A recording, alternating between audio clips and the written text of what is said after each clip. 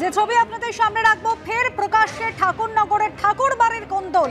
দেখছেন সেই ছবি, তালা ভেঙে বড়মা বিনাপানি দেবীর ঘরে ঢোকার অভিযোগ শান্তনু ঠাকুরের বিরুদ্ধে, এবং এই অভিযোগ করছেন মমতা বালা ঠাকুর।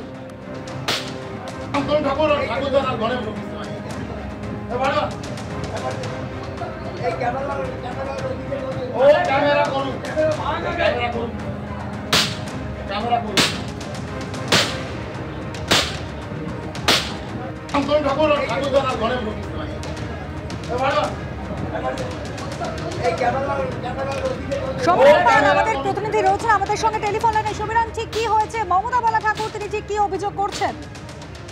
অনুসভা মমতা বালা ঠাকুর যে অভিযোগ করছে, আজকে সন্ধ্যেবেলা বিনাপানি বড়মা বিনাপানি দেবীর যে ঘর, সেই ঘরটি দেখাশোনা করতেন মমতা ঠাকুর, অর্থাৎ অল ইন্ডিয়া মতুয়া মহাসংঘের সংঘাধিপতি, তৃণমূলের রাজ্যসভার সাংসদ। এই মমতা ঠাকুরের অভিযোগ, আজকে সন্ধ্যেবেলা শান্তনু ঠাকুর এবং তার পরিবারের সদস্যরা হঠাৎই বিনাপানি দেবীর যে ঘর, সেই ঘরের সামনে যে কোলাপসিবল গেট, সেই গেটের তালা ভেঙে ভেতরে ঢোকেন এবং তারা ভেতরে প্রবেশ করেন, এবং তাদের বক্তব্য তারা এই পরিবারের বংশধর, তারা এই ঘরের দখল নেবেন। কিন্তু মমতা ঠাকুরের অভিযোগ, তিনি দীর্ঘদিন ধরে এই ঘরে বসবাস করছেন তার মেয়েদের নিয়ে, অর্থাৎ তিনি কি করে এই ঘর ছাড়বেন, এই নিয়ে বাকবিতণ্ডা এবং তাকে কেন্দ্র করে উত্তেজনা তৈরি হয়। এবং মমতা ঠাকুরের অভিযোগ, তাকে খুনের হুমকি পর্যন্ত দিয়েছেন শান্তনু ঠাকুর। এবং খবর পেয়ে গাইঘাটা থানার পুলিশ এসে পৌঁছয়, বনগাঁ এসডিপিওর নেতৃত্বে এই মুহূর্তে বিশাল পুলিশ বাহিনী রয়েছে, এবং শান্তনু ঠাকুর এবং তার পরিবারের সদস্যরা বিনাপানি দেবীর ঘরের মধ্যে রয়েছেন, মমতা ঠাকুরও রয়েছেন, এবং এই নিয়ে দুপক্ষের মধ্যে বচসা চলছে, উত্তেজনার পরিস্থিতি তৈরি হয়েছে। এ ব্যাপারে শান্তনু ঠাকুরের এখনো কোনো প্রতিক্রিয়া পাওয়া যায়নি, তাকে ফোন করা হলে তিনি ফোন ধরেননি। তবে এই ঘটনাকে কেন্দ্র করে রীতিমতো উত্তেজনা তৈরি হয়েছে। এবং তুমি জানো যে কিছুদিন আগে যে ঠাকুরনগরে যে বারুণী মেলা চলছে, সেই বারুণী মেলাকে কেন্দ্র করে, মেলার স্টল দেওয়াকে কেন্দ্র করে মমতা ঠাকুরের সঙ্গে শান্তনু ঠাকুরের গণ্ডগোল প্রকাশ্যে চলে এসেছিল।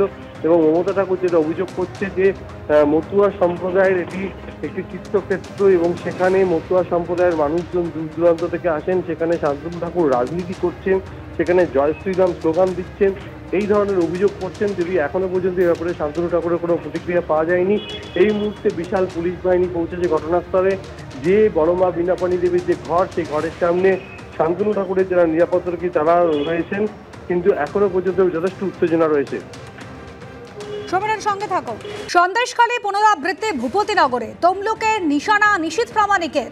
অপরাধীদের বাঁচানোর চেষ্টা করে মমতা বন্দ্যোপাধ্যায় সরকার। তৃণমূলকে নিশানা করে বলছেন নিশীথ প্রামাণিক, অপরাধীদের তৃণমূলের পতাকা দিয়ে আড়াল করায় মমতা বন্দ্যোপাধ্যায়ের কাজ।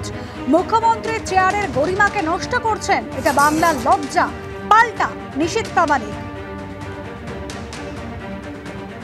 শেখ শাহজাহানকে যখন ইডি অ্যারেস্ট করতে গিয়েছিল, তখন দেখা গিয়েছে কিভাবে সেই আধিকারিকদের উপর আক্রমণ হয়েছিল, তাদের রক্তপাত ঘটেছিল, এবং পশ্চিমবঙ্গ পুলিশ সেই আধিকারিকদের নামেই, সেন্ট্রাল এজেন্সির আধিকারিকদের নামেই মামলা করে। পরবর্তীতে কি দেখা যায়? পরবর্তীতে তো সন্দেশখালী গর্জে ওঠে, মায়েরা গর্জে ওঠে, এবং হাইকোর্টের মহামান্য হাইকোর্টের আদেশে শেষ পর্যন্ত রাজ্য সরকার বাধ্য হয় শেখ শাহজাহানকে গ্রেপ্তার করতে। অর্থাৎ প্রথমে গায়ের জোর দিয়ে চেষ্টা করা হয় যারা সমাজের চোখে অপরাধী তাদেরকে বাঁচাবার। এটাই হচ্ছে মমতা বন্দ্যোপাধ্যায়ের রাজনীতি। যারা সমাজে যারা ক্রূরতা করে, যারা হিংসা ছড়ায়, যারা এক কথায় যারা সমাজের চোখে অপরাধী, তাদেরকে তৃণমূলের পতাকা দিয়ে আড়াল করা, এটাই হচ্ছে মমতা বন্দ্যোপাধ্যায়ের কাজ।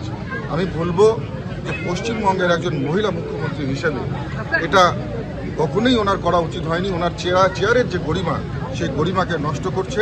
এটা বাংলার জন্য অত্যন্ত লজ্জার।